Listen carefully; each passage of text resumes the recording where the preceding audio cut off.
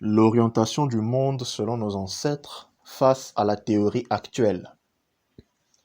Nos ancêtres kémites, premiers-nés guides de l'humanité, ont fait une description particulière ou disons ont cartographié le monde d'une façon totalement différente de l'actuelle.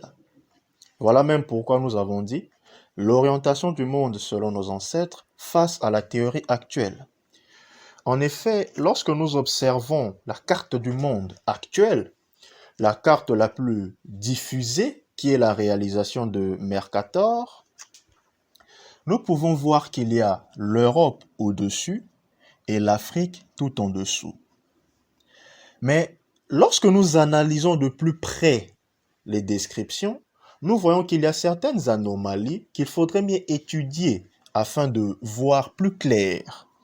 Par exemple, la cartographie de l'Afrique au niveau du nord, disons-le ainsi, nous voyons qu'il y a la Basse-Égypte au-dessus et la Haute-Égypte en dessous. Or, comment expliquer si réellement le nord était le nord?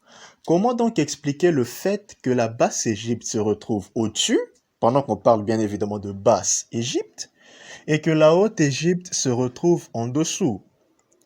Cela pousse la réflexion beaucoup plus loin. En effet, comme nous l'avons dit, nos ancêtres ont donné une description contraire à l'actuelle, plaçant l'Afrique au-dessus, l'Europe en dessous.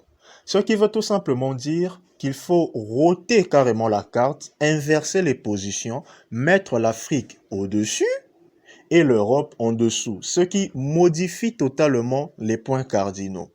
Alors, cette théorie est-elle fiable? Évidemment, cela donne des idées parce que lorsque nous fouillons ou nous allons dénicher les documents anciens, nous voyons qu'il y a une carte du XIIe siècle réalisée par l'arabe Al-Idrissi qui met exactement l'Afrique au-dessus et le reste du monde, particulièrement l'Europe, en dessous. Il n'y a pas que cette carte-là du XIIe siècle. Il y a aussi une carte réalisée au XVIe siècle, soit en 1566, par le français Nicolas Desliens, et cette carte est conservée à la Bibliothèque nationale de France. Nous voyons exactement aussi l'Afrique au-dessus et l'Europe en dessous. Or, nos ancêtres, les premiers visionnaires, ont exactement fait la même description en plaçant l'Afrique au-dessus et l'Europe en dessous. Ce qui change, c'est que à la place que le nord soit au-dessus, le nord est en dessous. Ce qui fait que dans la notion des points cardinaux, il y a modification. Au lieu que le nord soit au-dessus et le sud en dessous, il y a le sud au-dessus et le nord en dessous. Ce qui change aussi, l'Est passe de la gauche vers la droite et inversement aussi pour l'Ouest. Voilà donc cette description ancestrale face à la théorie actuelle qui décrit le monde où on place l'Europe au-dessus et l'Afrique en dessous. Qui dit vrai?